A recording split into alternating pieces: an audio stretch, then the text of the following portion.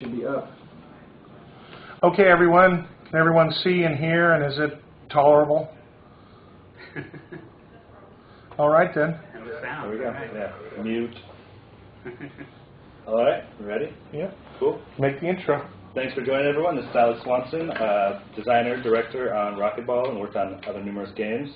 Let's start with what exactly is Rokkitball? Well, Rokkitball is a sort of interesting game. It has been in the works for a long time. Original concept was by Matt Fairfax and a lot of the Bravetree crew, known back then to many community members as Boomball. We ended up changing the name to Rokkitball for legal reasons, because there were other games with the other name. So what can you do?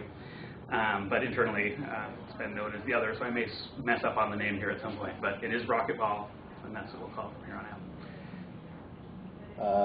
Okay. What's the gameplay? Oh, what's the game? Oh, right. Getting past the what is the name? So, yeah, well, it's seen a lot of variation and sort of iterations here at Garage Games over the years. And most recently, we kind of decided we needed to go with a more sports theme for it. Originally, it was more of a sort of rocket fest with less of a sports strategy, and that's the focus that we want to go on with the game. It is, well, it's a sports game. Essentially, it is in the future. You're a bunch of people trying to score a goal of a ball with a rocket launcher and magnet beam that they can use to control the ball. Is it what the Legions guys do on their day off? Some of them. They've been enjoying the game. We've actually had a great response within the office.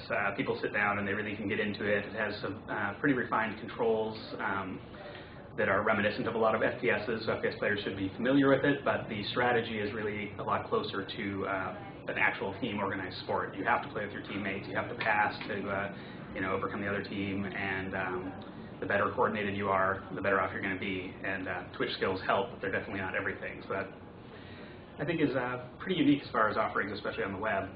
Yeah. Lots of fun. Anyway, let's get rolling with the questions. How long do matches typically last? Right now, all matches last 10 minutes. We will later have the ability to choose your match length and have overtime, but right now, if you tie, you tie. Didn't have time to get the overtime in for the beta release.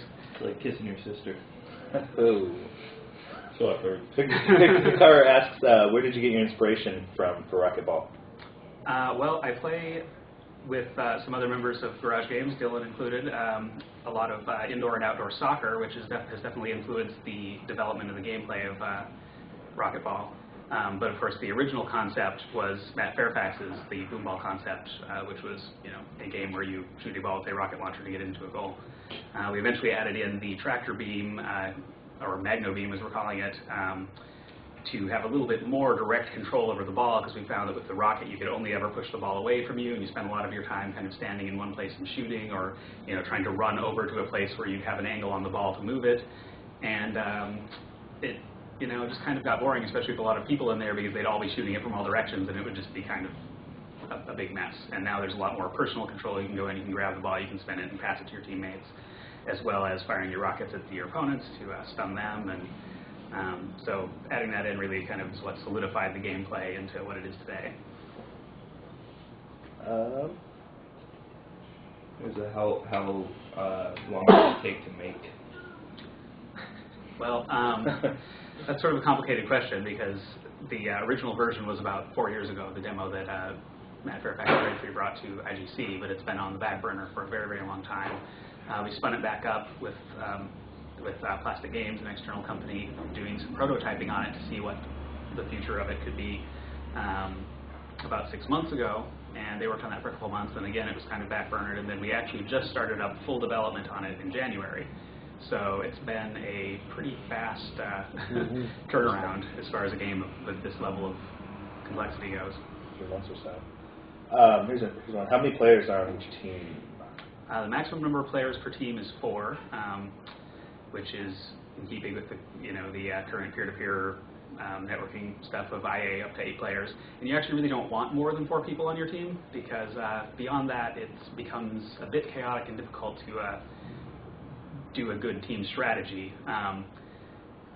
I think that we may see future variations of the game that allow larger teams, but I think that to keep everyone doing something interesting, we'd have to add some more to the gameplay in order to make more than 4 people, fun. Because otherwise, you have 2 or 3 people who are controlling the ball most of the time, and everyone else is kind of standing there watching them control the ball.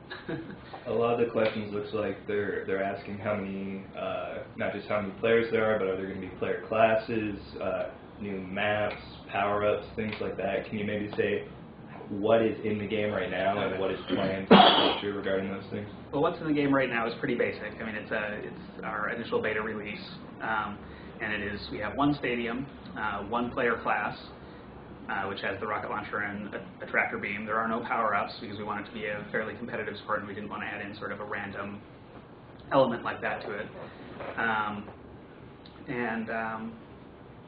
Really, at this point, that's it. There's a few different team colors you can choose from. There'll be a lot more later. That's one of the customization aspects we're looking at is team jersey colors, as well as different patterns and that sort of thing that you can get for team jerseys. And we will have additional stadiums. We actually have 3 of them that are currently under development and in testing, but we want to make sure they're all as solid as the stadium that we're releasing with before we put those out the door. So it's going to be a game that sees a lot of updates and expansion, especially if people get excited about it, which I think they will, given the reaction in the office. That's awesome. Yeah. Any plan to support voice chat? It's pretty hectic, so. We would like to have voice chat. It would be a big bonus for the game. I guess I don't want to promise voice chat, but it's definitely on the developers' radar. Here's one. Kodiak Source.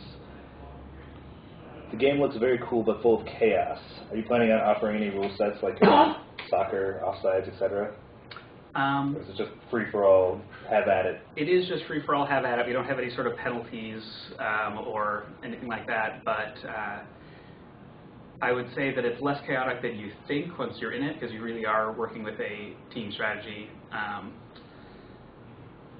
I don't think that interrupting the gameplay to penalize people for being in the wrong position or for firing a rocket at the wrong person would actually help the game all that much. It would probably just confuse everyone else in the server who all of a sudden was seeing some kind of change to the gameplay as someone else made a penalty of some sort. So no, I guess in that sense there isn't probably going to be any complex rule set for that's one of the advantages that we have for making a video game versus a real game, is that we can constrain what people can do to begin with. And the whole purpose of having those rules in, say, soccer is because, well, it's not within the bounds of soccer to, jab people in the stomach with your elbow. We just make it so you just can't do that in Boom-Ball, so you don't have to worry about fouls. Here's a good question. Are there any danger zones within arenas, like traps or obstacles? I know the one map that I played has conveyor belts. Are there anything else with that? Well, there's no, one thing that I should probably note is that there isn't any player death in the game. When you get shot by a rocket, you actually lose all your energy, which you use energy to both sprint and attract. So there's sort of this constant trade-off as to whether you want to be moving fast or have more control over the ball. So there's no damage in the game, so there aren't any obstacles of that sort, like pitfalls that would kill you, that sort of thing. But there are things like speed ramps that push both the ball and the player at high speed, so sort of a defensive player might grab the ball and shoot it towards the ramp, trying to get a launch across the field.